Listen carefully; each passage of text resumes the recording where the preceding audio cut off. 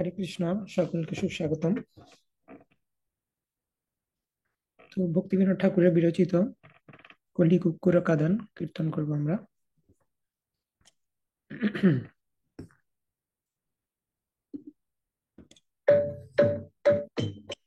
কলি কুক্কুর কাদন যদি চাও হে, কলি কুক্কুর কাদন যদি चाहे, कलियुग पावन कलि भय नाशन श्री सच्चिनंदन गाहे। कलियुग पावन कलि भय नाशन श्री सच्चिनंदन गाहे। गदाधर मदन नितायर प्राणधन अद्वैतर प्रपूजित गोरा। गदाधर मदन नितायर प्राणधन अद्वैतर प्रपूजित गोरा। निमाय विशंभर श्रीनिवास ईश्वर भक्त समूह चित्त चोरा। निमाय विशंभर श्रीनिवास ईश्वर भक्त समूह चित्त चोरा। नदिया शशधर मायापुर ईश्वर नाम प्रवर्तन शूरा। नदिया शशधर मायापुर ईश्वर नाम प्रवर्तन शूरा। गृहजन शिक्षक न्यासिकुल नायक माधव राधा भवपूरा। गृहजन शिक्षक न्यासिकुल नायक माधव राधा भवपूरा। सार्वभौम शोधन गजपति तारण रामानंद पोषण वीरा। सार्वभौम शोधन गजपति तारण रामानंद पोषण वीरा। रूपानंद वर्धन सनातन पालन हरिदास मोदन धीरा। रूपानंद वर्धन सनातन पालन हरिदास मोदन धीरा। ब्रजरस भावन दुष्ट मत सातन कपटी विघातन कामा। ब्रजरस भावन दुष्ट मत सातन कपटी विघातन कामा। शुद्ध भक्त पालन शुष्क ज्ञान ताड़न छल भक्ति दूषण रामा। शुद्ध भक्त पालन शुष्क ज्ञान ताड़न छल भक्ति दूषण रामा। कलियुग पावन भय नाशन श्री सच्चिनंदन गाहे। कलियुग पावन कलि भय नाशन श्री सच्चिनंदन गाहे। रूपानंद वर्धन सनातन पालन हरिदास मोदन धीरा। रूपानंद वर्धन सनातन पालन हरिदास मोदन धीरा। श्री सच्चिनंदन गाहे। श्री सच्चिनंदन गाहे। श्री सच्चिनंदन गाहे। श्री चैतन्य महाप्रभु की जय।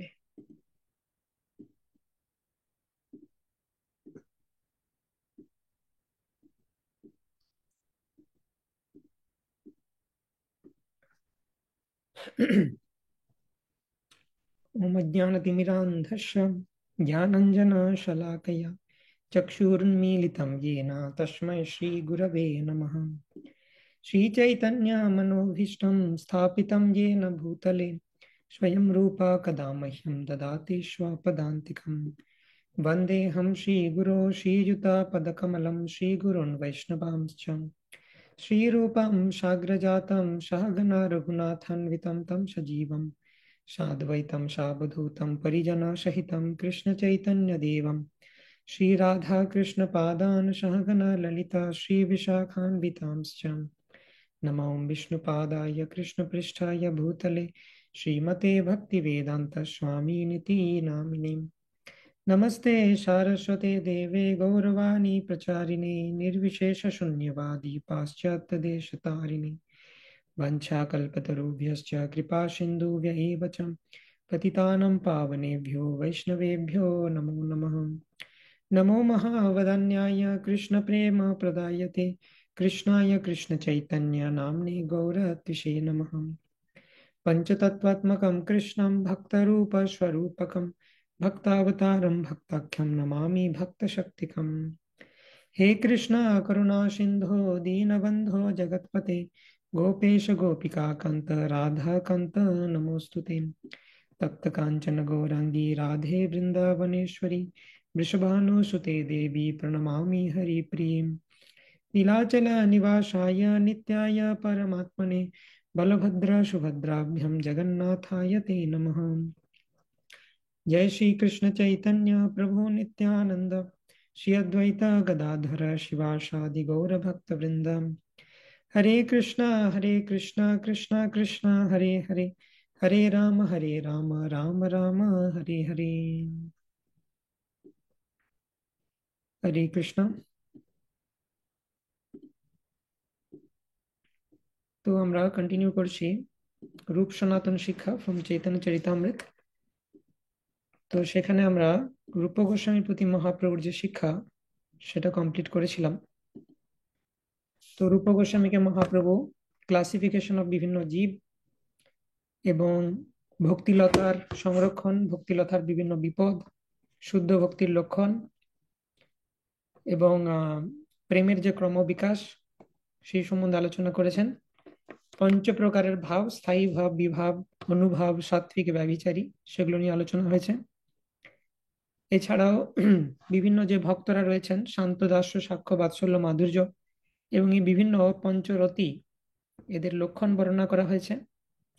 ব্রজের ভেতরে এবং ব্রজের বাইরে কিভাবে ঐশ্বর্য জ্ঞান মিশ্রিত ভক্তি এবং কেবলা ভক্তি, তার ডিফারেন্স আমরা দেখেছি। পঞ্চমহাভূতের সাথে তুলনা করা হয়েছে এই পাঁচটা রসকে। তারপর আমরা দেখেছি বিভিন্ন রসের সিমটমস কি কি বা ক্যারেক্টারিস্টিক্স কি কি, সেগুলো আলোচনা করেছি। এবং তারপর মহাপ্রভু রূপ গোস্বামীকে বললেন যে তোমাকে আমি সূত্র আকারে জাস্ট দিগদর্শন করালাম, তুমি এটার উপর মেডিটেট করো, কৃষ্ণ আরো তোমাকে ইনফরমেশন রিভিল করবে। এবং তারপর রূপ গোস্বামী সেগুলো ভক্তি রসামৃত সিন্ধু গ্রন্থে লিখবেন। তো আজকে আমরা আলোচনা করব বিংশ পরিচ্ছেদ অর্থাৎ চ্যাপ্টার নম্বর 20। তো মহাপ্রভু প্রয়াগে রূপ গোস্বামীর কে শিক্ষা দেওয়ার পর রূপ গোস্বামী যেতে চাইছিলেন মহাপ্রভুর সাথে। মহাপ্রভু বৃন্দাবন থেকে ফিরছেন, তো প্রয়াগ থেকে তারপর উনি আসবেন কাশী।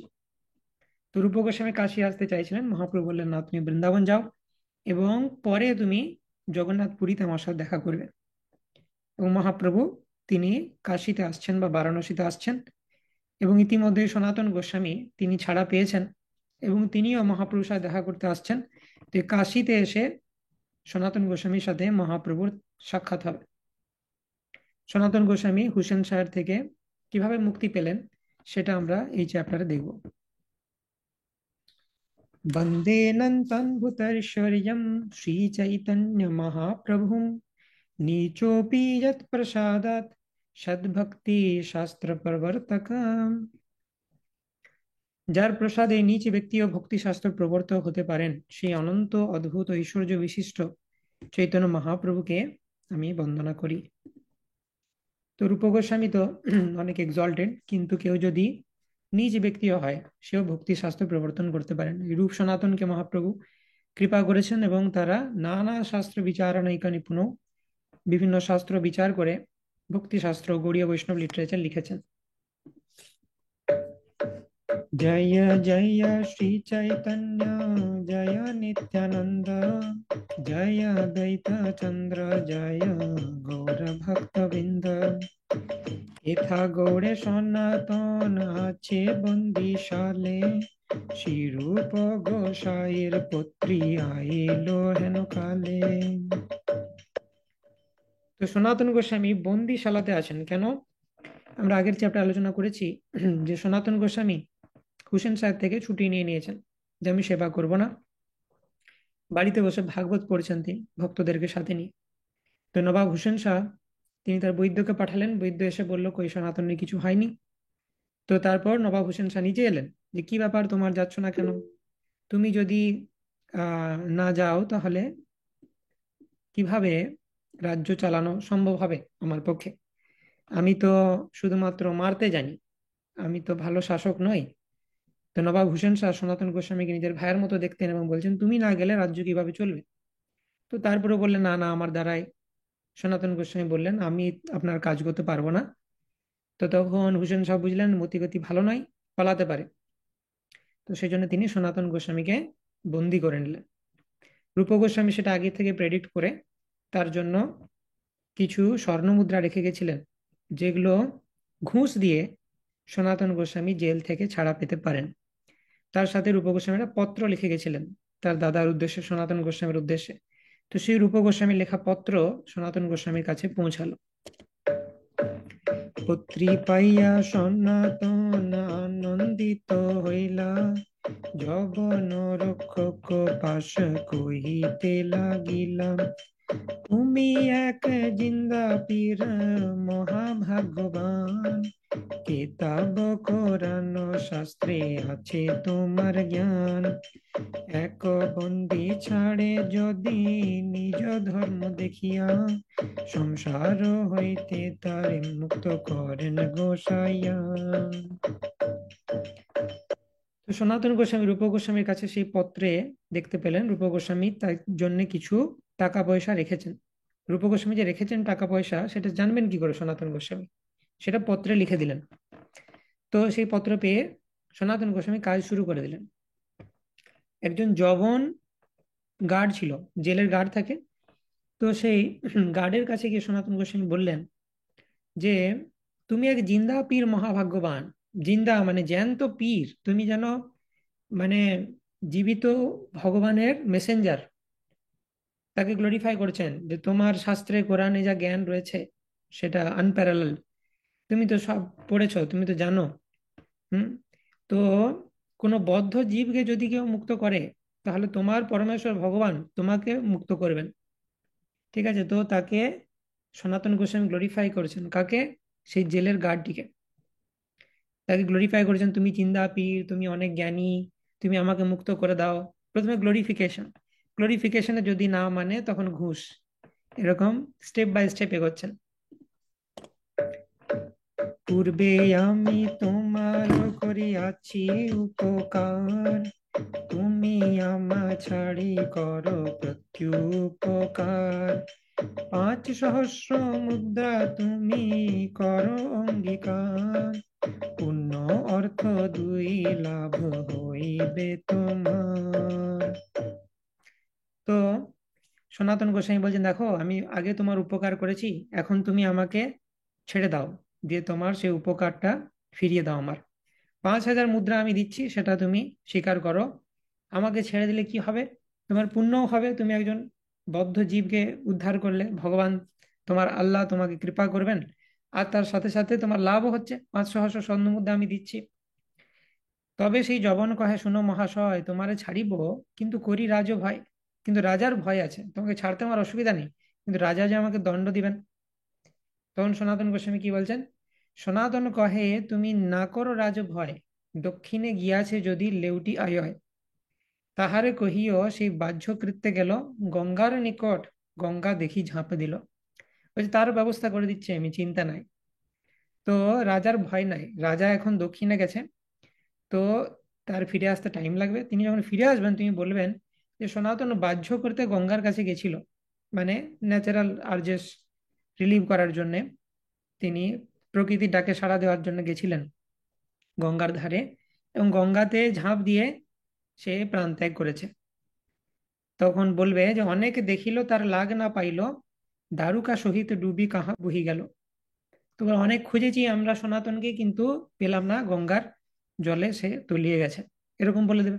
তাহলে তো আর তোমার কোনো ভয় নেই, রাজা তোমাকে দণ্ড দিবে না।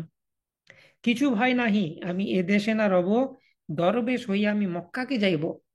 যেহেতু মুসলিম, সেজন্য বলছেন যে তোমার কোনো ভয় নাই, যে তুমি ভাবছো যে পরবর্তীকালে যদি নবাব কোনোভাবে সনাতনকে খুঁজে পায় তাহলে তো আমার গর্দান গেল। আমি এদিকে গল্প বানিয়ে বলেছিলাম গঙ্গাতে ডুবে গেছিল আর সনাতন ঘুরছে। তো সনাতন বল চিন্তা নাই, আমি এই দেশে থাকবোই নাই, তাই আমাকে কেউ খুঁজে পাবে না।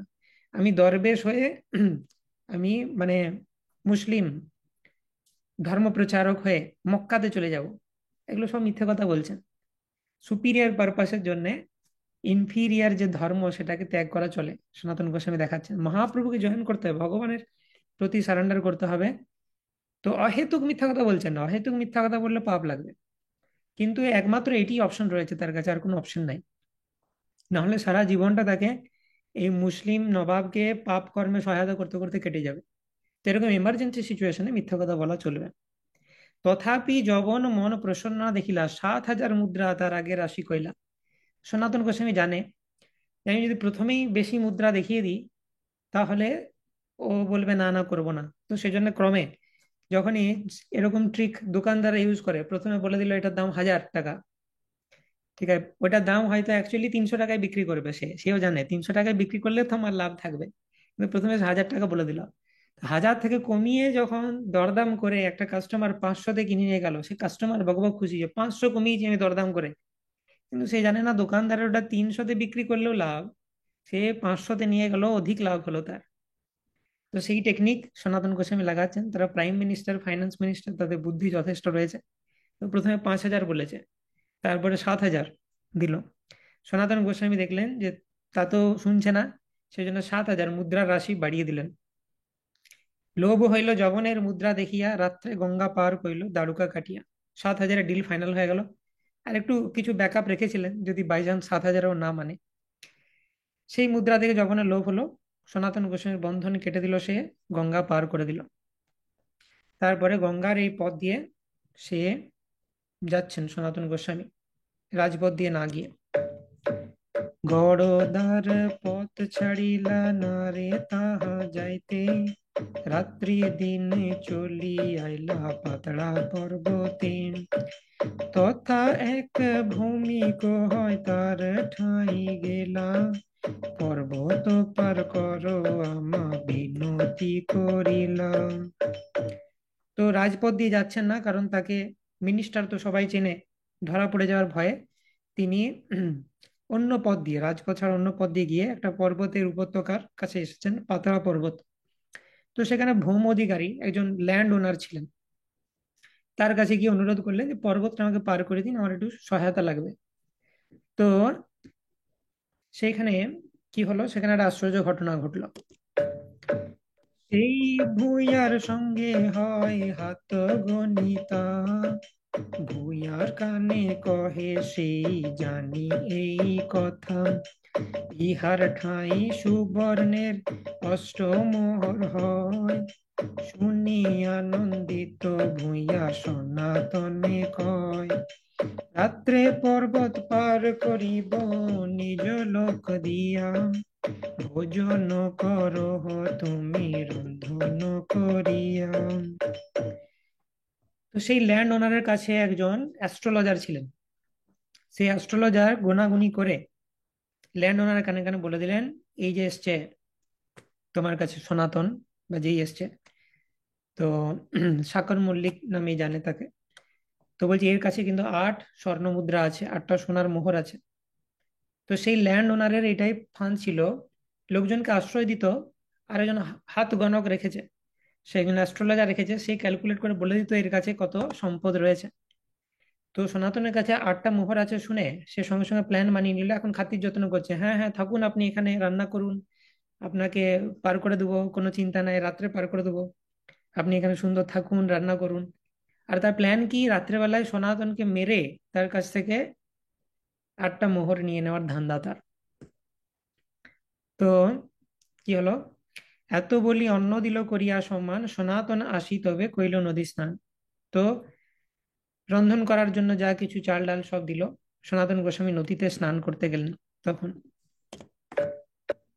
দুই উপবাসে কইলা রন্ধন ভোজনে, রাজমন্ত্রী সনাতন বিচারিলা মনে, এই ভুঁই কেনে মোরে সম্মান করিল, এত চিন্তি সনাতন ঈশানে পুছিল, তোমার ঠাই জানি কিছু দ্রব্য আছয়, ঈশান কহে মোর ঠাই সাত মোহর হয়।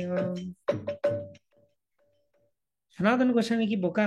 সে কি বুঝতে পারে না? প্রত্যেকটা মুভ সে চিনতে পারে।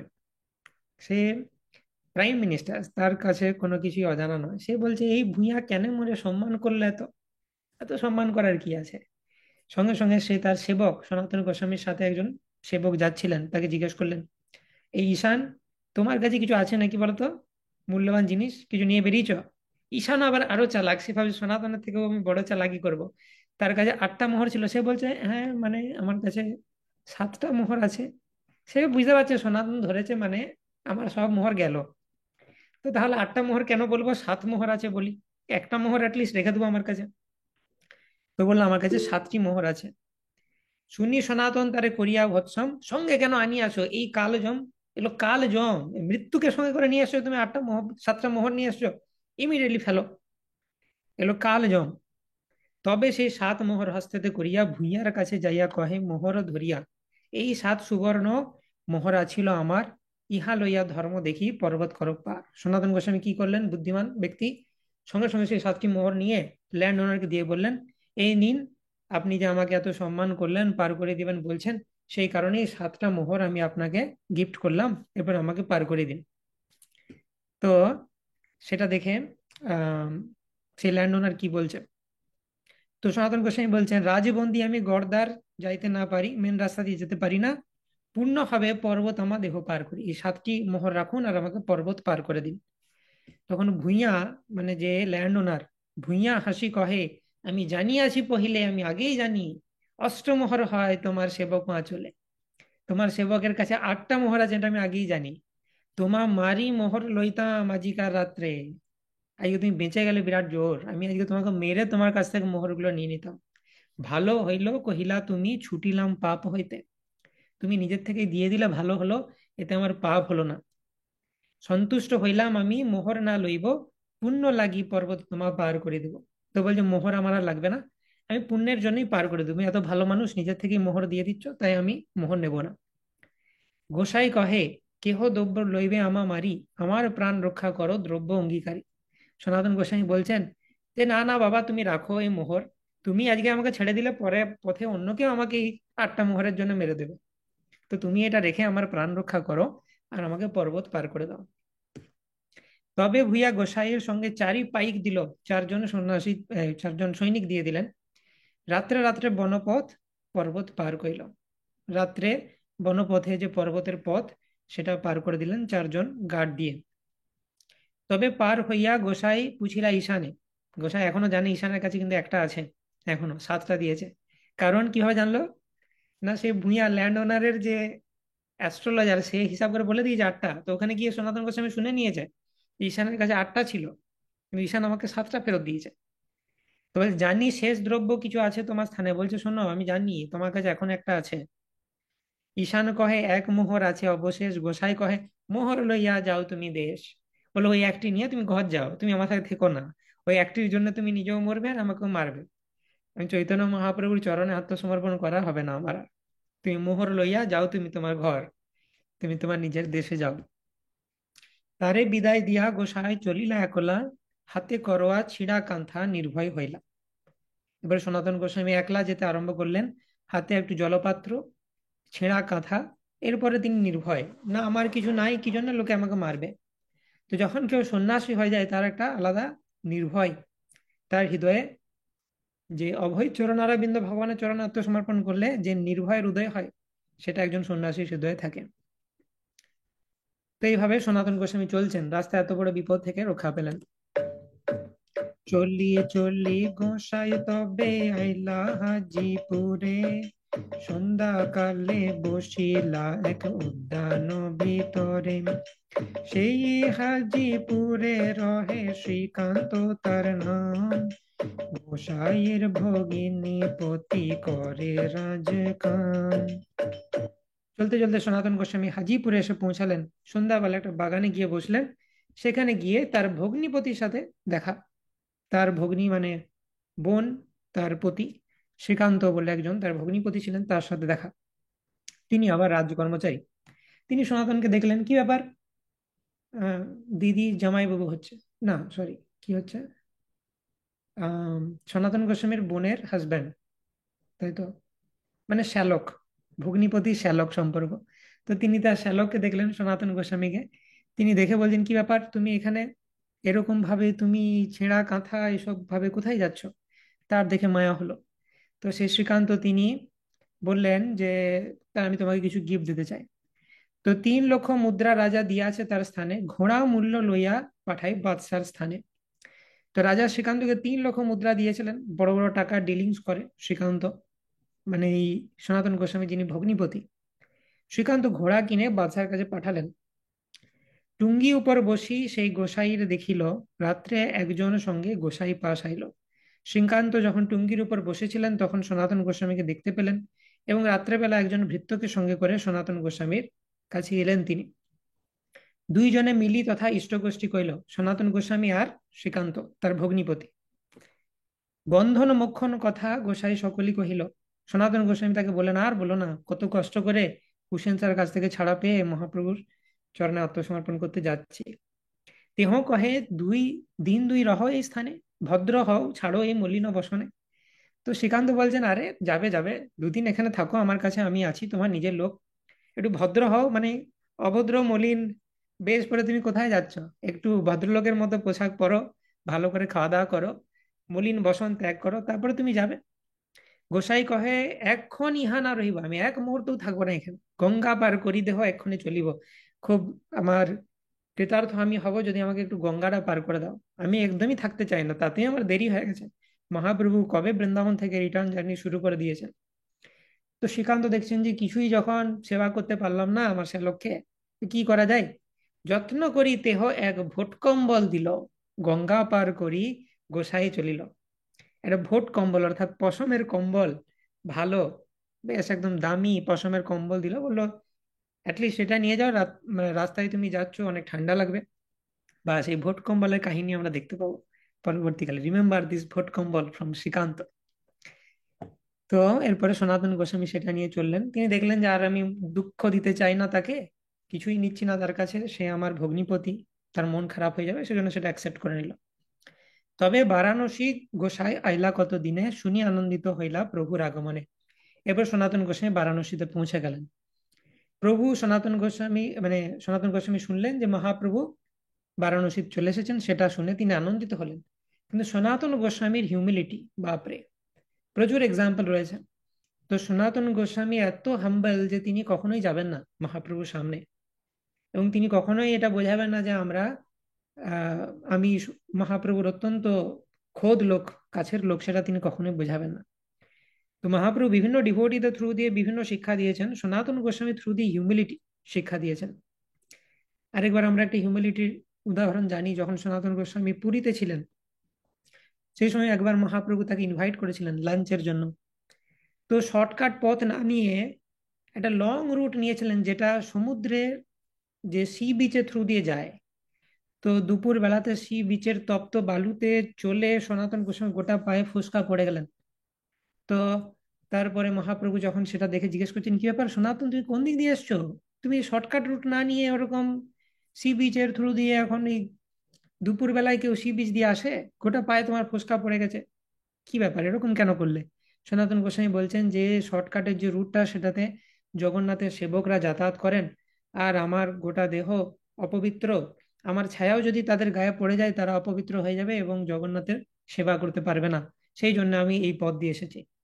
তো সেটা শুনে মহাপ্রভু তিনি ক্রন্দন করতে লাগলেন সনাতন গোস্বামীর যে হিউমিলিটি বা তার যে দৈন্য দেখে। তো যাই হোক, সনাতন গোস্বামীর এটা হচ্ছে ক্যারেক্টারিস্টিক্স। তো প্রভুর খবর শুনে আনন্দিত হলেন, কিন্তু তিনি প্রভুর কাছে গেলেন না। চন্দ্রশেখরের ঘরে আসি দ্বারেতে বসিলা, মহাপ্রভু জানি চন্দ্রশেখরে কহিলা, দ্বারে এক বৈষ্ণব হয় বোলা হো তাহারে, চন্দ্রশেখর দেখে বৈষ্ণব নাহি কো দ্বারে। এই যে চন্দ্রশেখর আর তপন মিশ্র, আমরা আগের দিন বলেছিলাম, তপন মিশ্র বাংলাদেশে ছিলেন। মহাপ্রভু যখন বাংলাদেশ গিয়েছিলেন, তখন তিনি তপন মিশ্রকে বলেছিলেন যে তুমি কাশিতে গিয়ে থাকো, কাজ আছে সেখানে, লীলা হবে, তো আমি আসবো কাশিতে। তো তারপর তপন মিশ্র তিনি কাশিতে বসবাস শুরু করেন। তপন মিশ্রের সাধ্য সাধন তত্ত্ব নিয়ে প্রবলেম ছিল, বহু শাস্ত্র পড়ে কনফিউজ হয়ে গেছিলেন। মহাপ্রভু গিয়ে তার সেই কনফিউশন দূর করেছিলেন এবং তিনি তারপরে কাশিতে চলে এলেন। আর এই যে চন্দ্রশেখর, তিনি আহ লেখালেখির কাজ করতেন, পুঁথি নকল করতেন। তো কাশী হচ্ছে স্কলারদের জায়গা, তো সেজন্য তার জীবিকা নির্বাহের জন্য তিনি কাশীতে চলে আসেন। তো সেখানে এসে বসবাস করেন। তো মহাপ্রভুর এই দুই পার্ষদ রয়েছেন, মহারাষ্ট্রীয় ব্রাহ্মণও আছেন, যার একটা বিশেষ ভূমিকা প্রকাশানন্দ উদ্ধারে, সেটা আমরা দেখব। তো চন্দ্রশেখর আচার্যের বাড়িতে মহাপ্রভু থাকতেন এবং তপন মিশ্রের বাড়িতে প্রসাদ পেতেন। তো সেটা সনাতন গোস্বামী খবর পেয়েছেন, চন্দ্রশেখর আচার্যের বাড়িতে মহাপ্রভু আছেন। তার বাড়ির বাইরে দাওয়াতে এসে জাস্ট বসে আছেন সনাতন গোস্বামী, মুখে দাঁড়ি রয়েছে, মলিন বেশ, শুধু শ্রীকান্তের দেওয়া সেই ভোট কম্বলটা আছে তার কাছে। তিনি দরজায় বসে আছেন, তিনি নিজের থেকে কখনোই ঘরে প্রবেশ করবেন না। তিনি ওয়েট করেছেন যদি যেতে আসতে মহাপ্রভুর দর্শন পায় বা মহাপ্রভু যদি ডাকেন আমাকে। তো ঘরের বাইরে বসে আছেন, তাতেই মহাপ্রভু ঘরের ভেতর থেকে বুঝে গেছেন যে সনাতন চলে এসছে, যার জন্য মহাপ্রভু এতদিন ওয়েট করছিলেন, যার জন্য মহাপ্রভু কাশীতে এলেন। মহাপ্রভু সনাতন গোস্বামী চন্দ্রশেখর আচার্যের বাড়ির যে দ্বারে বসতেই মহাপ্রভু বুঝতে পেরে গেছেন সনাতন চলে এসেছেন। সনাতন চন্দ্রশেখরকে বলছেন যে যাও, বাইরে গিয়ে একজন বৈষ্ণব বসে আছে, তাকে ডেকে নিয়ে এসো। চন্দ্রশেখর এসে গোটা বাইরে দেখলো, কই কোনো বৈষ্ণবকে দেখছি না তো। তিনি তিলক কণ্ঠী পরা বৈষ্ণব খুঁজছেন, কোনো বৈষ্ণবকে দেখতে পাচ্ছেন না। তো তখন চন্দ্রশেখর বলছেন, দ্বারেতে বৈষ্ণব নাহি প্রভুরে কহিল, কেহ হয় করি প্রভু তাহারে পুছিল, কেহ কহে এক দরবেশে আছে দ্বারে, তারে আনো প্রভুর বাক্য কহিল তাহারে। তো চন্দ্রশেখর বলছেন, দ্বারে তো তো বৈষ্ণব নাই প্রভু। মহাপ্রভু বলছেন, কেহ হয়, কেউ কি আছে? তো তুমি বুঝতে পারছো না সে বৈষ্ণব বলে? কাউকে দেখতে পাচ্ছ দ্বারে? তো বলছেন, হ্যাঁ কাউকে তো দেখতে পাচ্ছি, একজন দরবেশ মুসলিম ধর্মপ্রচারক তিনি আছেন, তাকে আনো প্রভুর বাক্যে কহিল তাহারে। এবং সেই সনাতনের কাছে, সনাতন দরবেশ বেশ রূপে ওখান থেকে বেরিয়েছেন, যেমন বলেছিল সেই জেলের গার্ডকে। তো তাকে এসে চন্দ্রশেখর বললেন যে মহাপ্রভু তোমাকে ডাকছেন। তো প্রভু তোমায় বোলায় আইসো দরবেশ, শুনি আনন্দে সনাতন করিলা প্রবেশ। প্রভু তোমাকে ডাকছেন, হে দরবেশ তুমি এসো। তখন শুনে আনন্দে সনাতন গোস্বামী ঘরের ভেতরে প্রবেশ করলেন। তাহারে অঙ্গনে দেখি প্রভু ধায়া আইলা, তাহারে আলিঙ্গন করি প্রেমাবিষ্ট হইলা। তো সনাতন গোস্বামীকে দেখে মহাপ্রভু তাকে আলিঙ্গন করলেন। তাহারে অঙ্গনে দেখি প্রভু ধায়া আইলা, তারে আলিঙ্গন করি প্রেমাবিষ্ট হইলাম। প্রভু স্পর্শে প্রেমাবিষ্ট হইলা সনাতন, মোরে না ছুঁইহ করে গদগদ বচন। দুই জনে গলা গলি রোদন পার, দেখি চন্দ্রশেখরের হইল চমৎকার। তো যখনই মহাপ্রভু তাকে আলিঙ্গন করলেন, সনাতন গোস্বামীও তার অষ্টসাত্ত্বিক বিকার দেখা গেল, গদগদ বচন হয়ে গেল। সনাতন গোস্বামী বলছেন, প্রভু আমাকে স্পর্শ করবেন না, আমাকে স্পর্শ করে আপনি অপবিত্র হয়ে যাবেন না, আমি এতটাই নিচু যে আমি ডিজার্ভ করি না আপনার আলিঙ্গন। তো দুইজন গলাগলি করছেন, তো মহাপ্রভু তো কিছুতেই ছাড়বে না, এতদিন পরে তোমাকে পেয়েছি, তোমার জন্য ওয়েট করেছিলাম, তুমি বললে শুনবো নাকি আলিঙ্গন করো না। তো যখন সনাতন গোস্বামীর শরীরে রক্তপুঞ্জ হয়ে গেছিল পুরীতে থাকা অবস্থাতেও তিনি একই বলতেন যে মহাপ্রভু প্লিজ আমাকে আলিঙ্গন করবেন না, আমার এই রক্তপুঞ্জ আপনার শরীরে লেগে যায়, সেগুলো আমি দেখতে পারি না। তো মহাপ্রভু বলছেন তোমার এই রক্তপুঞ্জ আমার শরীরে রাখলে তবেই তো না আমি পবিত্র হব, সেই জন্য আমার আরো বেশি করে দরকার এগুলো। তো এইভাবে মহাপ্রভু তিনি সনাতন গোস্বামীকে স্নেহ করেন। সনাতন গোস্বামী ভেবেছিলেন এই শরীরটা আমার দূষিত হয়ে গেল, রক্তপুঞ্জ হয়ে গেল সব, তাহলে আমি কি করব, মন তো আমার দূষিতই। যে কোনো গ্রেট সোল তারা সবসময় মনে করেন আমার মন দূষিত।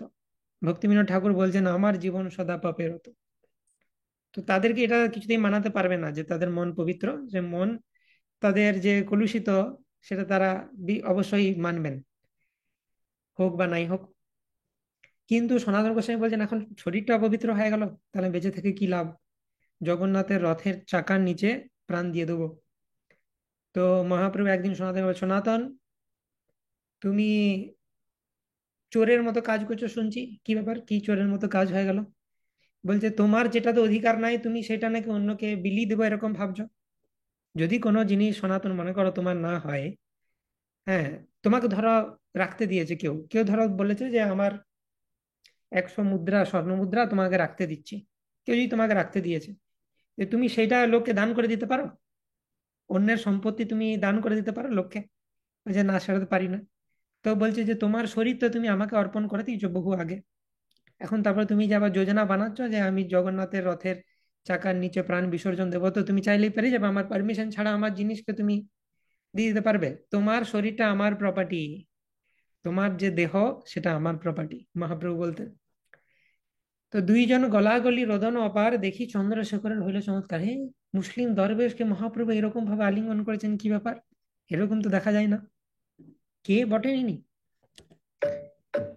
তবে প্রভু তার হাত ধরি লইয়া গেলা, পিণ্ডার উপরে আপন পাশে বসাইলাম, শ্রীহস্তে করেন তার অঙ্গ সম্মার্জন, দেহ কহে মোরে প্রভু না কর স্পর্শন।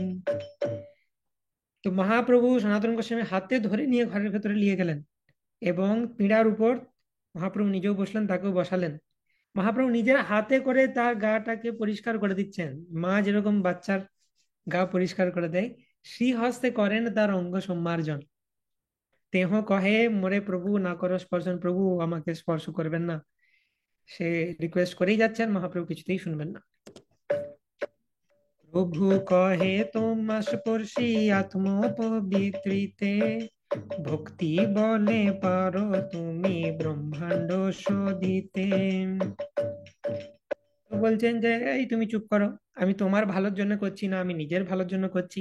তোমার স্পর্শী আত্ম পবিত্রিতে, আমি নিজেকে পবিত্র করার জন্য তোমাকে স্পর্শ করছি, কিছু অসুবিধা আছে? যদি অসুবিধা থাকেও তাহলে চুপ দিয়ে থাকো তুমি। ভক্তি বলে পারো তুমি ব্রহ্মাণ্ড সদিতে, তোমার ভক্তি এতটাই যে তুমি পুরো পুরো ব্রহ্মাণ্ডকে পবিত্র করে দিতে পারো। তারপরে কোট করা হচ্ছে যে যুধিষ্ঠির মহারাজ বিদুরকে যে শ্লোকটা কোট করেছিলেন, ভগবদ্বিদা ভাগবত তীর্থভূত স্বয়ং প্রভো, তীর্থি কুরভন্তি তীর্থানি সন্তস্তেনা গদাভৃতা। তো যুধিষ্ঠির মহারাজ বিদুরকে বলছেন আপনার মতো ডিভোটি খুবই দুর্লভ, আপনার মতো ডিভোটিরা তীর্থকেও তীর্থে পবিত্র করতে পারে, তীর্থে পরিণত করতে পারে। ফর এক্সাম্পল গঙ্গাতে বহু মানুষ যখন স্নান করে তাদের পাপ ডিপোজিটেড হয় গঙ্গার জলে, গঙ্গা অপবিত্র হয়ে যায়। কিন্তু যখন বৈষ্ণবেরা তাতে স্নান করে, বিদুরের মতো হাই ক্যালিবারের বৈষ্ণবেরা যখন স্নান করে, তখন গঙ্গা পবিত্র হয়। গঙ্গা যখন পৃথিবীতে আসবেন তখন ভগীরথ, যিনি গঙ্গাকে নিয়ে এসেছিলেন, গঙ্গা তাকে দুটো কন্ডিশন দিয়েছিলেন। শ্রীমদ্ ভাগবত বর্ণনা করা হচ্ছে সগর মহারাজের সন্তানদের যে কাহিনী, সেখানে বর্ণনা করা হচ্ছে 9th ক্যান্টো শ্রীমদ্ ভাগবতমে, যে কিভাবে সগর মহারাজের পুত্ররা সেই যজ্ঞের ঘোড়া খোঁজার জন্য কপিল মুনির আশ্রমে আসেন। কপিল মুনিকে ভাবেন তারা চোর, সেই অপরাধে তারা ভস্মীভূত হয়ে যান। তারপরে সগর মহারাজের আরেক পত্নীর যারা সন্তান, হ্যাঁ, অংশুমান, অসমঞ্জস তার পুত্র অংশুমান, অংশুমানের পুত্র, তারা আসতে থাকেন, এবং তারা সবাই চেষ্টা করে গঙ্গাকে আনয়ন করার জন্য। তো দিলীপ, অংশুমান এরা কেউ আনতে পারেন না। তাদের লিনিয়েজে আসেন ভগীরথ, তিনি অস্ট্রারিটির দ্বারা গঙ্গাকে প্রসন্ন করেন এবং গঙ্গা আসতে রাজি হন। তো গঙ্গা দুটো কন্ডিশন দিয়েছিলেন, যে আমি তো অত্যন্ত স্রোত, খরস্রোতা, একদম স্রোত নিয়ে আমি যাব, আমার অনেক ফোর্স থাকবে, তা আমাকে যদি তুমি মর্তলোকে নিয়ে আসো, তো পুরো যে একদম ভূমণ্ডল সেটা তো গর্ভদক ওশানে ডুবে যাবে, এত ফোর্স আমার, আমার ফোর্সটাকে কে কন্ট্রোল করবে? তো শিবজিকে রিকোয়েস্ট করে ব্যবস্থা করলেন, শিবজি তার জটার মধ্যে গঙ্গাকে নিয়ে নেবেন, এবং যাতে গঙ্গা তার যে ফোর্স সেটা কিছুটা প্রশমিত হয়ে যায়। এবং শিবজি তার জটার মধ্যে নিয়ে জাস্ট একটা চুল থেকে, চুলকে সরিয়ে তিনি সেখান থেকে গঙ্গাকে প্রকট করেন। তো পুরো যে গঙ্গার ফোর্স প্রায় 99% শিবজি নিয়ে নিয়েছেন, 1% তিনি রিলিজ করেছেন, সেটা আমরা দেখতে পাচ্ছি। এবং দ্বিতীয় কন্ডিশন, গঙ্গা বলছে যে আমি তো অপবিত্র হয়ে যাব, কলিযুগে নিয়ে যাচ্ছ আমাকে তুমি মর্তলোকে, তখন কি হবে? তো ভগীরথ তার ব্যবস্থা করলেন, বললেন যে যখন বৈষ্ণবেরা তোমার জলে স্নান করবেন তখন তুমি আবার পবিত্র স্তরে ফিরে চলে যাবে। তো এইভাবে সনাতন গোস্বামীকেও মহাপ্রভু একই বলছেন, যে তোমারও ক্যালিবার এরকম, যে তুমিও তীর্থকে তীর্থে পরিণত করতে পারো, তীর্থ তো দূরের কথা, ব্রহ্মাণ্ডকে তুমি পবিত্র করতে পারো। নামে ভক্ত চতুর্বেদী মদ ভক্ত সপচ প্রিয়, তস্মৈ দেয়ম ততো গ্রাহ্যম সচ পুయ్য যথাহ্যম। চতুর্বেদ পাঠী অর্থাৎ চতুর্বেদী ব্রাহ্মণ হলেই যে ভক্ত এমন নয়, আমার ভক্ত চণ্ডাল কুলে জন্মগ্রহণ করলেও আমার প্রিয়, তাকে দান করা উচিত এবং প্রসাদ গ্রহণ করা উচিত, আমার ভক্ত আমার মতোই পূজ্য।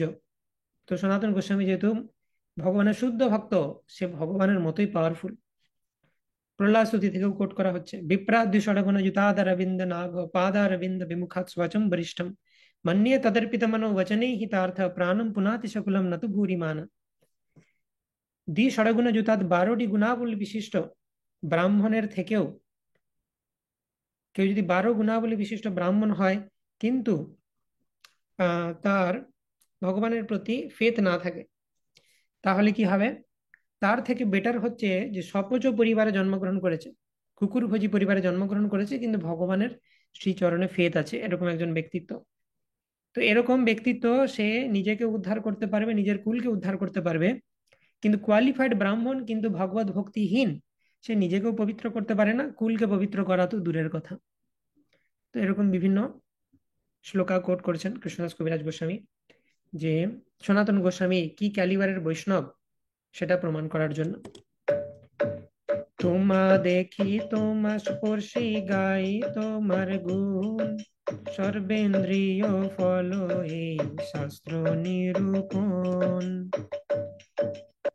মহাপ্রভু বলছেন, তোমাকে দর্শন করে, তোমাকে স্পর্শ করে এবং তোমার অপ্রাকৃত গুণাবলী কীর্তন করে সমস্ত ইন্দ্রিয়ের পূর্ণতা সাধিত হয়, শাস্ত্রে সেই সত্য নিরূপিত হয়েছে। তো আমরা বলি না যে দর্শনে পবিত্র করো এই তোমার গুণ। বৈষ্ণবের কোয়ালিটি কি? যে গঙ্গার পরশ হইলে পশ্চাতে পাবন, গঙ্গাতে তুমি যদি নামো, গঙ্গার জল তোমার গায়ে লাগলে তারপর তুমি পবিত্র হবে। আর বৈষ্ণবকে তুমি দূর থেকেও দেখো, বৈষ্ণবের যদি অঙ্গ স্পর্শ নাও হয়, বৈষ্ণবকে আলিঙ্গন করা তো খুবই পবিত্রকর জিনিস, কিন্তু যদি তুমি আলিঙ্গন নাও করো, দূর থেকেও যদি দর্শন করো, তাতেও তুমি পবিত্র হবে। তো সনাতন গোস্বামী সেই ধরনের বৈষ্ণব, যাকে দর্শন করার মাধ্যমেও, যাকে স্পর্শ করলে, যার গুণাবলী কীর্তন করলে আমরা পবিত্র হই।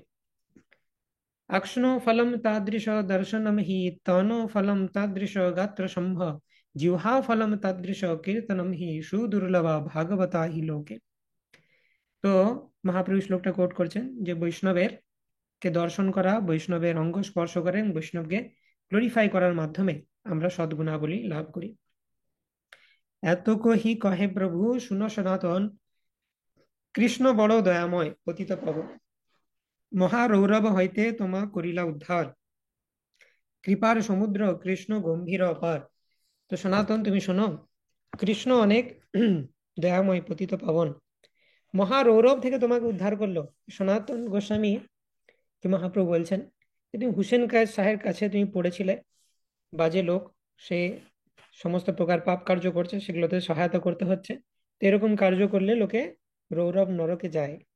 অবশ্যই সনাতন গোস্বামী যাবেন না, কারণ তিনি বাধ্য হয়ে করেছিলেন, আর তিনি অন্তরে শুদ্ধ কৃষ্ণ ভক্ত। কিন্তু তবুও মহাপ্রভু আমাদের শিক্ষা দেওয়ার জন্য বলছেন যে ওই ধরনের কার্য করলে লোকে রৌরব নরকে যায়, কৃষ্ণ অনেক কৃপালু যে তোমাকে উদ্ধার করেছেন সেখান থেকে। সনাতন বলছেন, আর তুমি কৃষ্ণের কৃপা বলো না, আমি কৃষ্ণকে তা জানি না, কৃষ্ণ বহুদূর আমার, আমি তোমাকে জানি। আমি এটা গ্যারেন্টি দিয়ে বলতে পারি তোমার কৃপা হয়েছে বলে আমি উদ্ধার পেয়েছি। সনাতন কহে কৃষ্ণ আমি নাহি জানি, আমার উদ্ধার হেতু তোমার কৃপা মানি। কেমনে ছুটিলা বলি, প্রভু প্রশ্ন কইলা, আদ্য পান্ত সব কথা তেহ শুনাইলা। আমরা বহুবার দেখতে পাবো যে সনাতনের কাছে কিভাবে প্রভু বারবার ধরা পড়ে যাবেন। হ্যাঁ, মহাপ্রভু যখনই বলবেন কৃষ্ণ অনেক কৃপা করেছে ইত্যাদি ইত্যাদি, সনাতন বলবে না না ওসব ছাড়ো, তুমিই কৃষ্ণ, তুমি কৃপা করছো। আর তখন মহাপ্রভু ইতস্তত হয়ে যাবেন, ইয়ে মানে ওসব ওটা ওটা ছাড়ো, অন্য কিছু বলো। হ্যাঁ, কি কিভাবে তুমি ছাড়া পেলে? So it is very exciting. সনাতন গোস্বামী বারবার মহাপ্রভুকে ধরে ফেলবেন। তো মহাপ্রভু বুঝতে পারবেন যে না, সনাতনের সামনে আমার চাতুরি চলবে না। আরো এক্সাম্পল দেখতে পাবো পরে। তো আমার উদ্ধার হেতু তোমার কৃপা মানি। তো মহাপ্রভু কথা ঘোরাচ্ছেন, না না আচ্ছা ঠিক আছে বাদ দাও। তো তুমি কেমনে ছুটিলা সেটা বলো, কিভাবে উদ্ধার পেলে আদ্যপান্ত সেই কথা। তখন সনাতন গোস্বামী তাকে বললেন, প্রভু কহে তোমার দুই ভাই প্রয়াগে মিলিলা, রূপ অনুপন দুহে বৃন্দাবন গেলা। মহাপ্রভুর আপডেট দিচ্ছেন সনাতনকে যে প্রয়াগ হয়ে তো আমি আসছি, প্রয়াগে তোমার দুই ভাইয়ের সাথে দেখা হয়েছিল, রূপ আর অনুপম, তাদেরকে বৃন্দাবনে পাঠিয়েছি।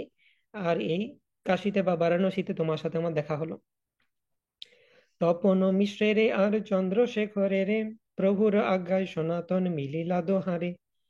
মহাপ্রভু তখন তপন মিশ্র চন্দ্রশেখর আচার্যের সঙ্গে সনাতন গোস্বামীর পরিচয় করিয়ে দিলেন। তপন মিশ্র তবে তারে কইলা নিমন্ত্রণ, প্রভু কহে ক্ষৌর করাও যাহ সনাতন। তপন মিশ্র তখন তাকে নিমন্ত্রণ করলেন। তপন মিশ্রের যেটা সেবা, প্রসাদ পাওয়ানো, সনাতন গোস্বামীকে নিমন্ত্রণ করলেন। মহাপ্রভু বললেন, যাও শেভিং করে নাও সনাতন, তুমি মুসলিমদের মতো দাঁড়ি টাড়ি রেখেছো, এবারে তোমার ছাড়া পেয়ে গেছো, এবারে বৈষ্ণব বেশ ধারণ করো, ক্ষৌর করাও, যাও ক্ষৌর কর্ম করো। চন্দ্রশেখরের প্রভু কহে বলাইয়া, এর বেশ দূর করো, যাহ ইহারে লইয়া। একে নিয়ে যাও আর একটা নতুন একে কাপড় দাও, মলিন বেশ আছে সেগুলোকে ছাড়িয়ে একে একটা ভালো কাপড় দাও। ভদ্র করাইয়া তারে গঙ্গা স্নান করাইলো, শেখর আনিয়া তারে নতুন বস্ত্র দিল। বারাণসী কাশীতে গঙ্গা রয়েছে, সুন্দর। চন্দ্রশেখর সনাতন গোস্বামী চুল দাড়ি কামিয়ে গঙ্গা স্নান করিয়ে নতুন কাপড় দিলেন, মহাপ্রভু যেরকম ইনস্ট্রাকশন দিয়েছেন। সেই বস্ত্র সনাতন না কইল অঙ্গীকার, শুনিয়া প্রভুর মনে আনন্দ অপার। সনাতন গোস্বামীকে নতুন কাপড় দেওয়া হলো। সনাতন গোস্বামী বলছে, না না না, নতুন দরকার নেই, পুরনো কিছু যদি তোমরা ব্যবহার করেছো ছিঁড়ে গেছে সেরকম কিছু দাও, নতুন কাপড় পরবো না, আবার আমার মন কলুষিত হয়ে যাবে নতুন কাপড় পরলে, পুরনো কিছু থাকলে দাও। সনাতনের বৈরাগ্য দেখছেন মহাপ্রভু। মহাপ্রভুর ভক্তগণের বৈরাগ্য প্রধান, যাহা দেখি প্রীতহন গৌর ভগবান। সনাতন গোস্বামীর মধ্যে যেমন হিউমিলিটি অ্যান্ড বৈরাগ্য। তো মহাপ্রভু দেখতে ভালোবাসেন, মহাপ্রভু ইচ্ছা করেই বলেছেন যাও ওকে নতুন কাপড় পরাও। মহাপ্রভু দেখতে চাইছেন সনাতন গোস্বামী কি করেন। মহাপ্রভুর কনফিডেন্স আছে সনাতন গোস্বামী কি করবেন, বাট রিডার পাঠকদেরকে দেখাতে চাইছেন সনাতন গোস্বামী কি করেন। আর চন্দ্রশেখর আচার্য এবং তপন মিশ্রকে দেখাতে চাইছেন। মধ্যাহ্ন করিয়া প্রভু গেল ভিক্ষা করিবারে, সনাতনে লইয়া গেলা তপন মিশ্রের ঘরে।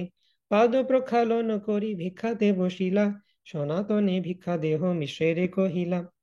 মধ্যাহ্ন করে মানে আহ্নিক যে মিড ডে ডিউটিস সেগুলো পালন করে গায়ত্রী টাইত্রী করে মহাপ্রভু গেলেন তপন মিশ্রের বাড়িতে, এবং সেখানে সনাতন গোস্বামীকে নিয়ে গেলেন। হাত পা ধুয়ে তারা বসলেন, দিয়ে তপন মিশ্রকে বললেন সনাতনকে ভিক্ষা দাও, সনাতন খেতে দাও, ও বহুদিন ধরে না খেয়ে দিয়ে আসছে।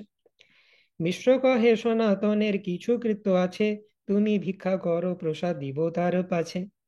তো তপন মিশ্র বলেন, দাঁড়াও দাঁড়াও দাঁড়াও, সনাতনের কাজ আছে এখন, তুমি খাও না, আমরা আছি তো খাবো। ভক্তের স্বভাব হচ্ছে এটা, যে সে গিয়ে আগে ব্যাকগ্রাউন্ডে ভক্তদের সাথে কথা বলে নিয়েছে। সনাতন সনাতন আগেই কথাবার্তা বলে নিয়েছে যে শুনো, প্রভু যদি আমাকে প্রভুর সাথে খেতে বলে তোমরা একটু বারণ করবে, আমি কিন্তু প্রভুর অবশিষ্টটা পেতে চাই তোমাদের সাথে।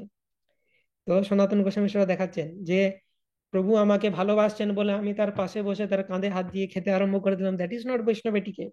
কি করা উচিত, ব্যাকগ্রাউন্ডে চলে যাও। কোনো বড় সন্ন্যাসী যদি বাড়িতে আসেন কি করা উচিত, সঙ্গে সঙ্গে হোস্ট যারা ডিভোটিস তাদের সাথে ব্যাকগ্রাউন্ডে গিয়ে কন্ট্যাক্ট করো, যে মহারাজের কোনো যদি ভুক্ত অবশেষ পাওয়া যায়। সেটা সনাতন গোস্বামী শেখাচ্ছেন। ভিক্ষা করি মহাপ্রভু বিশ্রাম করিল, মিশ্র প্রভুর শেষ পাত্র সনাতনে দিল। এগেন মহাপ্রভু আমাদেরকে দেখাচ্ছেন, তো দেখো আমি সনাতনকে আমার পাশে বসিয়ে খাওয়াতে চাইছিলাম, সনাতন খেলো না। তাহলে হে মূর্খ জীব, তোমার কি শেখা উচিত? সনাতনের আচরণ থেকে শেখো সেটা। এর মহাপ্রভু শেখাচ্ছেন। মিশ্র সনাতনে দিলা নূতন বসন, বস্ত্র নাহি নীলা দেহ কইল নিবেদন। তপন মিশ্রও দিতে চাইছেন নতুন কাপড়, সনাতন গোস্বামী সেটি নিতে অস্বীকার করলেন। মোরে বস্ত্র দিতে যদি তোমার হয় মন, নিজ পরিধান এক দেহ পুরাতন। তোমার পরা একটা বস্ত্র দাও। ভক্তদের পরিধান করা যে কোনো জিনিস সেটা হচ্ছে মহামহা। তো সেই কারণে সনাতন গোস্বামী কি চাইছেন, যে বস্ত্রটা পরবো যেটা তপন মিশ্র বহুদিন পরেছে সেইটা। ভক্তভুক্ত অবশেষ। ভক্তপদ ধূলি আর ভক্তপদ জল, ভক্তভুক্ত অবশেষ তিন মহাবল। তবে মিশ্র পুরাতন এক ধুতি দিল, দেহ দুই বহির্বাস কৌপিন করিল। তো তখন তপন মিশ্র দেখছে কি পরছেই না, কিছু ড্রেসই ছাড়বে না, বলছে যতক্ষণ না পুরনো ধুতি দিচ্ছি। তো বাধ্য হয়ে সে তপন মিশ্র একটা পুরনো ধুতি দিল। সেই পুরনো ধুতি থেকে ধুতির সাইডটা একটু কেটে কৌপিন বানিয়ে নিল সনাতন গোস্বামী, বহির্বাস এবং কৌপিন করে নিল। এবং মহাপ্রভুর আরেকজন যে ভক্ত মহারাষ্ট্রীয় ব্রাহ্মণ, তিনি তার সাথেও সনাতন গোস্বামী পরিচয় হলো। মহারাষ্ট্রীয় দ্বিজে প্রভু মিলাইলা সনাতনে, সেই বিপ্রতারে কইল মহানিমন্ত্রণে। সনাতন তুমি যাবৎ কাশীতে রহিবা, তাবৎ আমার ঘরে ভিক্ষা যে করিবা। মহারাষ্ট্রীয় ব্রাহ্মণ বলল সনাতন গোস্বামীকে যে সনাতন যতক্ষণ তুমি কাশীতে থাকবে, তুমি আমার বাড়িতে প্রসাদ পাবে। সনাতন কহে আমি মাধুকরী করিব, ব্রাহ্মণের ঘরে কেনে একত্র ভিক্ষা লিব। এগেন সনাতন গোস্বামী ইজ প্রুভিং, সনাতন গোস্বামী সেই অফারটাকে রিজেক্ট করে দিলেন। বললেন না না না, এটা আমার ঠিক হবে না করা। আমি মাধুকরী করব। আমি যেরকম সন্ন্যাসীর বেশে আছি, আমার ধর্ম কি মাধুকরী করা। মধুকরী কথাটা কোথা থেকে আসছে? মধুকর মানে মৌমাছি, যে বিভিন্ন ফুলের কাছে যায় একটু একটু মধু কালেক্ট করে। তো মাধুকরী যে করবেন সন্ন্যাসী, একজন গৃহস্থের কাছে এই যে চাল ডাল যা আছে সব দিয়ে দাও, আমাকে যাতে অন্য কোথাও যেতে না হয়, সেটাকে মাধুকরী বলে না। সব জায়গায় গিয়ে কারোর কাছে এক টুকরো রুটি, কারোর কাছে এক এক কটোরা চাল, কারোর কাছে একটু ডাল, এইভাবে নিয়ে সে খায়, সেটাকে বলে মাধুকরী। মানে পরিশ্রম বেশি, এক জায়গায় গিয়ে আমি সব নিয়ে নেবো তা নয়। এক জায়গায় সব দিতে চাইলেও সে বলবে না না অতটা লাগবে না, আমাকে সামান্য দাও। সনাতনের বৈরাগ্যে প্রভু আনন্দ অপার। তো অনেক এক্সাম্পল সনাতন গোস্বামী দিয়েছেন, তার বৈরাগ্যকে ডিসপ্লে করেছেন এবং প্রভু মহা খুশি তার উপর। ভোট কম্বল পানে প্রভু চাহে বারবার। একটা জিনিসের প্রতি এবারে মহাপ্রভু বারবার তাকাচ্ছেন, ভোট কম্বল। সনাতনে সবই তো ঠিক আছে, ওটা কি পড়েছো তুমি? মহাপ্রভু বলছেন না, মুখে মুখে বলবেন না মহাপ্রভু। মহাপ্রভু এটিকেট ফলো করবেন, মহাপ্রভু সনাতন গোস্বামী গ্লোরিফাই করবেন। তিনি মুখে কিছু বলবেন না, বারবার তাকাচ্ছেন, কথা বলছেন, ও সনাতন আছে তাহলে ভালো আছো, কিন্তু কম্বলটার দিকে তাকিয়েছে মহাপ্রভু। তো সনাতন গোস্বামী সেই সিগন্যালটা বুঝতে পারছেন। যারা ভালো ভক্ত তাদের গুরুদেবকে বলতে হবে না। শ্রীমদ্ ভাগবতে বর্ণনা করা হচ্ছে যে যজাতি বলে একজন রাজা ছিলেন চন্দ্রবংশে। তো সেই রাজা যজাতি, তিনি সেন্স গ্র্যাটিফিকেশনের প্রতি অত্যন্ত আসক্ত। তো তার শ্বশুর মশাই শুক্রাচার্য তাকে অভিশাপ দিয়েছিলেন। অভিশাপ দেওয়ার কারণ হচ্ছে তিনি তার স্ত্রী ব্যতীত অন্য একজন নারীর প্রতি আসক্ত হয়েছিলেন। তো অভিশাপ দিয়েছিলেন যে তুমি বুড়ো হয়ে যাবে। তো যযাতি বুড়ো হয়ে গেছিলেন। তো যযাতি স্ত্রী আবার শুক্রাচার্যের মেয়ে, মানে শুক্রাচার্য হচ্ছে আহ মানে দৈত্যদের গুরু। তার মেয়ে দেবযানীর সাথে যযাতির বিবাহ হয়েছিল। তো তখন দেখলেন যে আমার মেয়ে দুঃখ পাবে, আমি আমার জামাইকে এরকম বুড়ো হওয়ার অভিশাপ দিয়ে দিলাম। তো মেয়ের সুখের জন্য তিনি সেটাতে অ্যাডজাস্টমেন্ট করতে চাইলেন। তিনি বললেন দেখো, অভিশাপটা ফেরত নিতে পারবো না। তো যযাতি তুমি যদি তোমার কোনো পুত্রের সাথে তোমার ইউথটাকে এক্সচেঞ্জ করতে পারো, যৌবনকে, তাহলে তুমি আবার যৌবন ফিরে পাবে। তো যযাতি তার পুত্রদেরকে জিজ্ঞেস করলেন কে তার সাথে ইউথ এক্সচেঞ্জ করতে চায়। তার জ্যেষ্ঠ পুত্র যদু আউটরাইটলি বারণ করে দিলেন, না না না, ওইসব সেন্স গ্রাটিফিকেশনের জন্য তোমাকে আমি আমার যৌবন দিতে পারবো না, আমার অনেক ইম্পর্টেন্ট কাজ আছে। আমার বংশে ভগবান আসবেন, যদু বংশে ভগবান শ্রীকৃষ্ণ আসবেন, সেই ইঙ্গিত আমি পেয়েছি। তো আমাকে বিয়ে শাদী করতে হবে, আমাকে আহ বংশ আগে বাড়াতে হবে। তোমাকে আমি আমার যৌবন দিয়ে সর্বনাশ করতে পারবো না, তুমি তোমার সেন্স গ্রাটিফিকেশন কোথা থেকে ব্যবস্থা করবে দেখো। তো কেউ মানলো না। তার যে কনিষ্ঠ পুত্র পুরু, তিনি সেটা মেনেছিলেন। তো পুরুকে উদাহরণ দেওয়া হচ্ছে শ্রীমদ্ ভাগবতে, তার পিতৃনিষ্ঠা কত ছিল। তো তার মানে যদু যে খারাপ করেছে তা নয়, যদুর একটা মহৎ উদ্দেশ্য ছিল, ভগবানের সেবা করেছেন। কিন্তু পুরু তার পিতার প্রতি যে কর্তব্য পালন করেছেন, তিনি তার যৌবনকেও স্যাক্রিফাইস করে দিয়েছেন, তার জন্য পিতার কাছ থেকে আশীর্বাদ প্রাপ্ত হয়েছেন। তো সেই এক্সাম্পলটা দিচ্ছেন প্রভুপাদ, যে শিষ্যের গুরুর প্রতি এরকম নিষ্ঠা থাকা উচিত। তো হাই ক্লাস ডিসাইবল, বিভিন্ন ক্লাস অফ ডিসাইবল বর্ণনা করা হচ্ছে। হাই ক্লাস ডিসাইবল তিনি গুরু বলতে হবে না, তার আগে গুরুর মনে কি আছে সেটা বুঝে এক্সিকিউট করে দেবেন। সেকেন্ড ক্লাস ডিসাইপল মানে গুরু বলবেন তারপরে সেটা এক্সিকিউট করবেন। থার্ড ক্লাস ডিসাইপল গুরু বলবেন কিন্তু সেটা নেগলেক্টফুলি করবেন, ঠিক মতো করবেন না। ফোর্থ ক্লাস ডিসাইপল গুরু বলে বলে তার তিনি একদম মানে অবস্থা খারাপ হয়ে যাচ্ছে তবুও করছেন না, সেটা হচ্ছে ফোর্থ ক্লাস ডিসাইপল। তো এখানে সনাতন গোস্বামী অবশ্যই ফার্স্ট ক্লাস ডিসাইপল, মহাপ্রভুকে বলতে হচ্ছে না, তিনি বুঝে যাচ্ছেন মহাপ্রভু কি বলতে চাইছেন।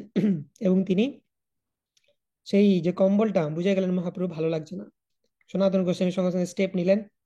এত চিন্তি গেলা গঙ্গায় মধ্যাহ্ন করিতে, এক গৌড়িয়া কাঁথা ধুয়ে দিয়েছে শুকাইতে, তারে কহে ওরে ভাই করো উপকারে, এই ভোট লইয়া এই কাঁথা দেহ মোরে। সনাতন গোস্বামী গঙ্গার তীরে চলে গেলেন গঙ্গায় স্নান করতে। তিনি দেখলেন গৌড় দেশের একজন ভিক্ষুক তার একটা ছেঁড়া কাঁথা নিয়ে এসছে, গঙ্গায় ধুচ্ছে। সনাতন গোসাই বলল, ওরে ভাই এদিকে এসো, আমার একটা উপকার করে যাও। কি উপকার? আমার এই ভোট কম্বলটা তুমি দয়া করে নাও, আর তোমার ওই ছেঁড়া কাঁথাটি আমাকে দাও। তো এটা শুনে তো সেই যে কাঁথা ধুতে গেছিল সে তো রেগে গেল, যে তুমি মানে আমার মজা উড়াচ্ছ। আমি এরকম, আমার আর্থিক অবস্থা ভালো নয়, তোমার কাছে ভালো কম্বল আছে বলে তুমি মজা করছো, যে আমার কম্বলটা নিয়ে নাও আর তোমার ছেঁড়া কাঁথাটা দিয়ে দাও। এটা তো তুমি কখনোই সত্যি বলবে না, তুমি মজা করছো আমার এই সিচুয়েশন দেখে না। সে তো রেগে গেল। সেই কহে রহস্য কর প্রামাণিক হইয়া, বহু মূল্য ভোট দিবা কেন কাথা লইয়া। আমার সাথে তুমি মজা পরিহাস করছো, তুমি সম্ভ্রান্ত ভদ্রলোক বলে আমাদের মজা উড়াবে, আমাদের মতো যারা গরিব। আমার ছেঁড়া কাঁথা নিয়ে তুমি ভোট কম্বলটি কেন দিবে? তুমি বললে আমি বিশ্বাস করবো? এটা তুমি মজা উড়াচ্ছ আমার। সনাতন গোস্বামী বলছে, না না মজা নয়, দেহ কহে রহস্য নহে, কহি সত্য বাণী, ভোট লহ তুমি দেহ মোরে কাঁথা খানি। তো আমাকে উদ্ধার করো দয়া করে, আমার এটা না, আমি মজা করছি না, বিশ্বাস করো। তোমার কিভাবে বোঝায়? সনাতন গোস্বামী তাকে রিকোয়েস্ট করছেন বারবার। এত বলি কাঁথা লইল ভোট তারে দিয়া, গোসাইয়ের ঠাই আইলা কাঁথা গলে দিয়া। যখন মধ্যাহ্নের পরে সনাতন গোস্বামী এলেন, তার ভোট কম্বল ভ্যানিশ হয়ে গেছে, ছেঁড়া কাঁথা তার গায়ে আছে এখন। প্রভু কহে তোমার ভোট কম্বল কোথা গেল, প্রভু পথে সব কথা গোসাই কহিল। Mahaprabhu immediately noticed. মহাপ্রভু বললেন, কি হলো সনাতন, তোমার ভোট কম্বলটা কোথায় গেল? তো তখন বলছেন যে যে সমস্ত কথা বললেন, যে এরকম একটা একজন ছেঁড়া কাঁথা নিয়ে এসেছিলেন, তো আমি দেখলাম আমি সন্ন্যাসী, আমার এটা রাখা ঠিক হবে না, তো সেই জন্য আমি এটা এক্সচেঞ্জ করে নিয়েছি। প্রভু কহে ইথি আমি করিয়াছি বিচার, বিষয় রোগ খণ্ডাইল কৃষ্ণ যে তোমার, সে কেনে রাখিবে তোমার শেষ বিষয় ভোগ, রোগ খণ্ডী সদ্বৈদ্য না রাখে শেষে রোগ। তো প্রভু বললেন, ইয়েস ইয়েস, আমি এটা বিচার করেছিলাম সনাতন, আমি তোমাকে বলিনি।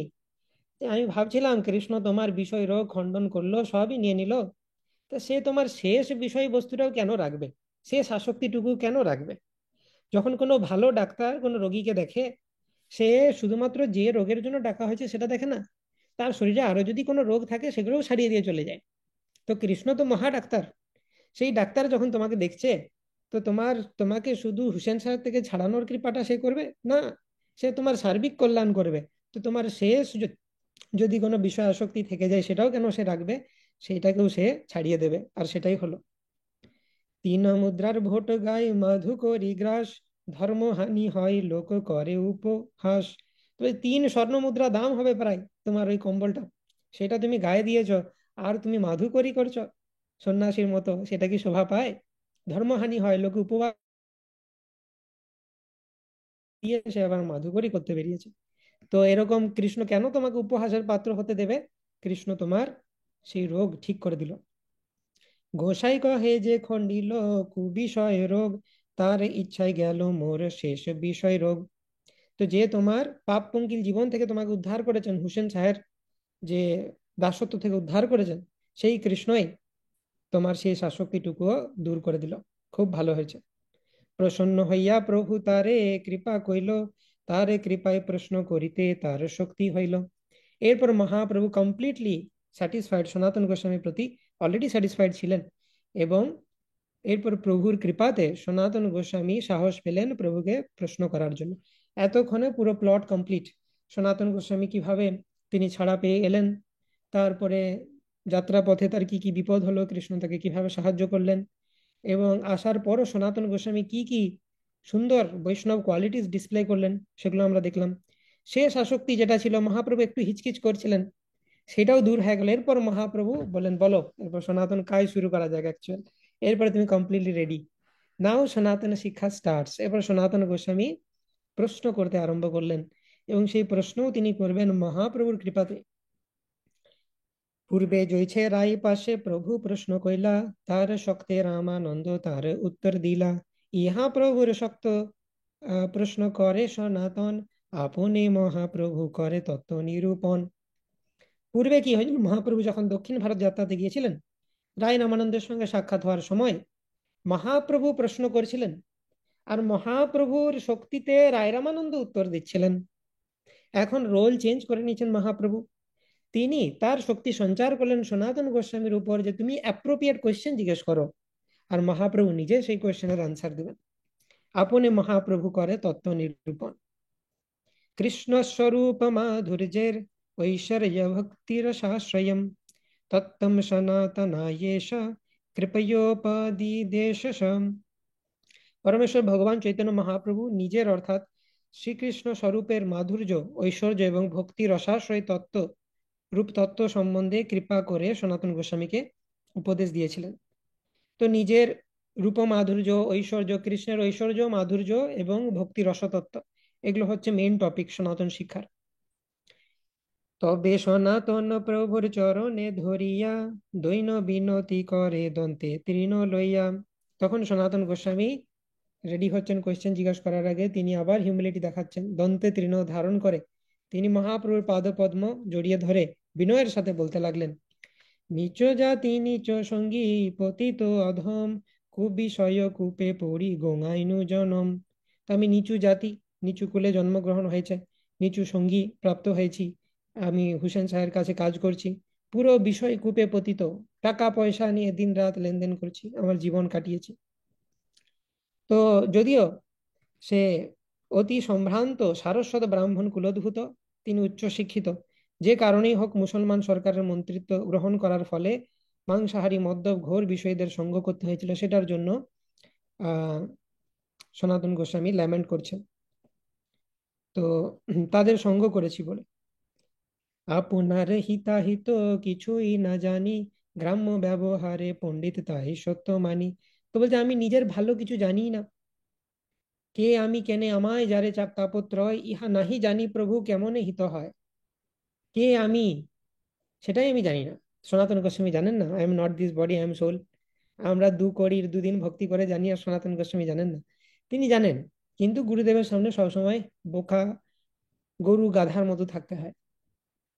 সেই জন্যই বলছেন যে কে আমি কেনে আমায় যারে তাপত্রয়, এই 3 তাপত্রয়, আদি আত্মিক ক্লেশ, আদি ভৌতিক ক্লেশ, আদি দৈবিক ক্লেশ কেন আমাকে কষ্ট দিচ্ছে তা আমি জানি না। ইহা নাহি জানি প্রভু কেমনে হিত হয়, নিজের ভালো কি করে করতে হয় আমি জানি না।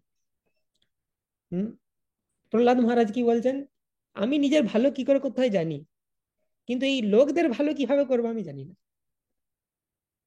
তো বলছেন, নৈব দ্বিজে পরদূরত্বয়া বৈতরণ্য তদ বীর্য গায়ন মহামৃত মগ্ন চিত্ত শোচে ততো বিমুখ চেতস ইন্দ্রিয়ার্থ মায়া সুখায় ভারমুদ বহতো বিমূঢ়ান।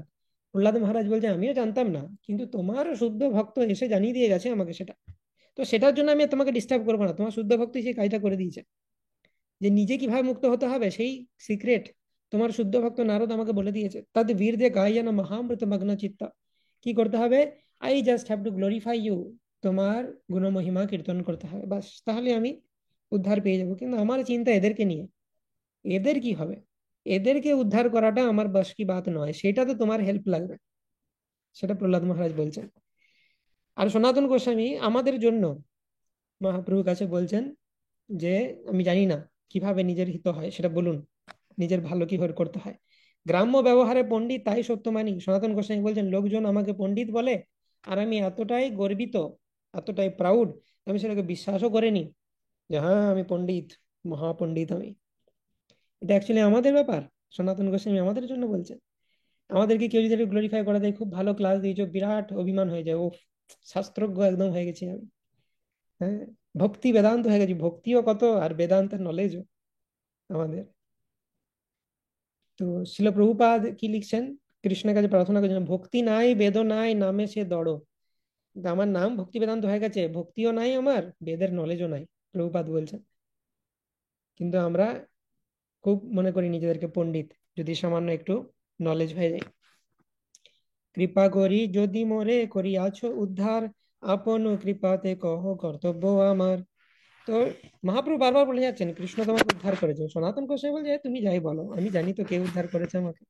কৃপা করি যদি মোরে করিয়াছো উদ্ধার, তুমি আমাকে কৃপা করে উদ্ধার করেছো, তোমার কৃপাতেই আমার কর্তব্য কি সেটা এবারে বলো। কে আমি কেনে আমায় যারে পুত্র, ইহা নাহি জানি প্রভু কেমন ইত হয়। সাধ্য সাধন তত্ত্ব বুঝিতে পুছিতে না জানি, বুঝা তো দূরের কথা, পুছতেও জানি না কিভাবে জিজ্ঞেস করতে হয় সাধ্য সাধন তত্ত্ব সম্পর্কে। সাধ্য কি, সাধন কি, মানে কি জিজ্ঞেস করব সেটাও জানি না। তো সনাতন গোস্বামী বলতে চাইছেন যে আমার জিজ্ঞেস করার কোয়ালিফিকেশন নাই। তো সেই জন্যে ভাগবত এরকম বলা হচ্ছে, যখন বিভিন্ন কথোপকথন হয় তো বর্ণনা করা হচ্ছে যে আমি আমার যতটা নলেজ ততটাই না জিজ্ঞেস করব, তার বেসিসে জিজ্ঞেস করব। তো সেই জন্যে সনাতন গোস্বামী মহাপ্রভু বলতে চাইছেন যে এমন বহু জিনিস আছে যেগুলো সম্বন্ধে আমার নলেজই নাই, তো ওগুলো সম্বন্ধে জিজ্ঞেস করবো কি করে। তো তুমি কৃপা করে আমাকে সেটা করো, যে যেটা আমি জিজ্ঞেস করছি সেটার উত্তর তো দাও, আর যেটা আমি আমার অজ্ঞানতাবশত জিজ্ঞেস করতে পারছি না সেগুলো সম্বন্ধে আমাকে জানাও। প্রভু কহে কৃষ্ণ কৃপা তোমাতে পূর্ণ হয়, সব তত্ত্ব জানো তোমার নাহি তাপত্রয়। প্রভু বলছেন আর তুমি বলো না কে আমি কেনে আমায় যারে তাপত্রয়। তুমি জানো না তুমি কে, কৃষ্ণের কৃপাতে তুমি সব তত্ত্ব জানো, আর তাপত্রয় তোমাকে জ্বালাচ্ছে, তাপত্রয় তোমাকে টাচ করতে পারে না। তুমি তিন গুণের ঊর্ধ্বে, ব্রহ্মভূত প্রসন্নাত্মা না শোচতি না কাঙ্ক্ষতি, সমা সর্বেষু ভূতেষু মদ ভক্তি লভতে পরম। তো কৃষ্ণ শক্তি ধরো তুমি, জানো তত্ত্ব ভাব, কৃষ্ণ শক্তি তোমার মধ্যে রয়েছে, তুমি সব তত্ত্ব জানো। জানি দাঢ় লাগি পুছে সাধুর স্বভাব। এটা সাধুর স্বভাব যে দাঢ় লাগি সে পুছে, দাঢ় মানে দৃঢ়তার জন্য। সনাতন গোস্বামী জানেন, কিন্তু সে একই কোয়েশ্চেন সনাতন গোস্বামী মহাপ্রভুকে যখন জিজ্ঞেস করবেন মহাপ্রভু উত্তর দিবেন। মহাপ্রভু উত্তর দেওয়ার ফলে সেটাতে একটা দৃঢ়তা স্ট্যাম্প লেগে যাবে যে মহাপ্রভু হ্যাজ সেড দিস। তো সেই দৃঢ়তা করার জন্য, জগৎবাসীকে বোঝানোর জন্য সাধুর স্বভাব তুমি জিজ্ঞেস করছো। অচিরাদেব সর্বার্থ সিদ্ধ তেষাম অভীপ্সিতা, সদ্ধর্ম শ্যাববোধায় যেসম নির্বন্ধিনী মতি। সদ্ধর্মের উদয় করার জন্য যাদের মতি অবিচলিত, তাদের শীঘ্রই অভীপ্সিত সর্বার্থ সিদ্ধি হয়। যোগ্য পাত্র হও তুমি ভক্তি প্রবর্তাইতে, ক্রমে সব তত্ত্ব শুনো কহিয়ে তোমাইতে। তুমি যোগ্য পাত্র ভক্তির, যে ধর্ম ভগবত ধর্ম প্রবর্তন করার জন্য। তো ক্রমে ক্রমে সেই সমস্ত তত্ত্ব আমি তোমাকে শোনাবো হে সনাতন, সেগুলো তুমি শোনো। তো তারপরে মহাপ্রভু তাকে বলতে আরম্ভ করছেন, শিক্ষা দিতে আরম্ভ করছেন। জীবের স্বরূপ হয় কৃষ্ণের নিত্য দাস, কৃষ্ণের তটস্থা শক্তি ভেদাভেদ প্রকাশ। আমাদের সম্বন্ধ তত্ত্ব আচার্য সনাতন গোস্বামীকে মহাপ্রভু শিক্ষা দিতে আরম্ভ করেছেন কোথা থেকে, একদম গোড়া থেকে। সম্বন্ধ তত্ত্ব মানে কি, কৃষ্ণকে, জীবকে, জীবের সাথে কৃষ্ণের সম্পর্ক কি, সেই পয়েন্ট থেকে শুরু করেছেন। যে জীব হচ্ছে স্পিরিট সোল, আর কৃষ্ণ হচ্ছে পরমেশ্বর ভগবান। তো এটা খুব ডিটেলস বর্ণনা করবেন কৃষ্ণকে জীবকে, সেটা আমরা দেখব। তো আজকে আমরা এই পর্যন্ত আলোচনা করলাম যে সনাতন গোস্বামী কিভাবে মহাপ্রভুর সাথে মিলিত হলেন, এবং তারপর সনাতন গোস্বামী কি কি বৈষ্ণব কোয়ালিটিস দেখালেন, এবং সনাতন গোস্বামী কি কি প্রশ্ন জিজ্ঞেস করলেন মহাপ্রভুকে। ওকে, তো এরপর মহাপ্রভু কি কি উত্তর দিলেন সেগুলো আমরা কন্টিনিউ করব in the next class. Shri Chaitanya Charitamrita की जय, श्री प्रभुपाद की जय। निताय गौर प्रेमानंदे, हरि हरि बोल। কোনো প্রশ্ন থাকলে নিতে পারি, উই হ্যাভ 10 মিনিটস। আচ্ছা, এক সেকেন্ড। সোমা মাতাজি। হ্যাঁ কৃষ্ণ প্রভু। হরে কৃষ্ণ। প্রভু, ক্লাস খুব সুন্দর হয়েছে প্রভু, ক্লাস রিগার্ডিং কোনো কোশ্চেন নেই। প্রভু একটা জিনিস জানার ছিল। ইয়েস উম, মাতাজি। বলছি যে প্রভু, আমার মায়ের মানে নার্ভের কিছু প্রবলেম হয়ে গেছে, তো জাপ মালাতে মা কন্টিনিউ করতে পারে না, মায়ের আঙ্গুল ফাঙ্গুল বেঁকে যায়, খাল চলে আসে। মানে আমার মায়ের কথা বলছি, খাল চলে আসে বা আরো বিভিন্ন রকমের প্রবলেম হয়, হাতটা পুরো অবশ হয়ে যায় এবং হাতে কিছু ধরতে পারে না। তো প্রভু, আমি যদি মাকে বলি যে হাতে গুনে যদি জাপটা করেন আমার মা, তো কোনো অসুবিধা আছে কি? নো, কোনো তো অসুবিধা হাতে নেই। গুনে গুনে করে। গুরু মহারাজও করে থাকেন যদি হাতের মুভমেন্টে অসুবিধা হয়, তখন কাউন্টারেও হুম। জব করা যেতে পারে। হাতেও গুনতে কিন্তু অসুবিধা হলে। কাউন্টারে আরো অসুবিধা হচ্ছে মায়ের। আচ্ছা, ঠিক আছে, যেটাতে সুবিধা, কোনো অসুবিধা নেই, হাতে গুনে মানে করা চলবে। মা হয়তো সবসময় কন্টিনিউ ইয়ে করতে পারছে না, বিট ব্যাগ জাপ মালায় অসুবিধা হচ্ছে মায়ের। Even yes. মায়ের ইয়ে করতেও, কাউন্টারেও করতে অসুবিধা হচ্ছে, কিছুদিন কাউন্টারে করছিল। এখন মানে আমি মাকে তাহলে সেরকম ভাবে বলবো হাতে গুনে যদি জাপটা করে। ইয়েস, চলবে। ইন ওয়ার্স্ট কেস যদি গুনতে নাও পারেন, জাস্ট উচ্চারণ করলেই হবে, বাট যেন ঠিক কোনো আছে। প্রকারেরও নাম নেওয়াটা ইম্পর্টেন্ট। থ্যাংক ইউ ওকে, প্রভু। নেক্সট। আর কারো কোনো প্রশ্ন আছে?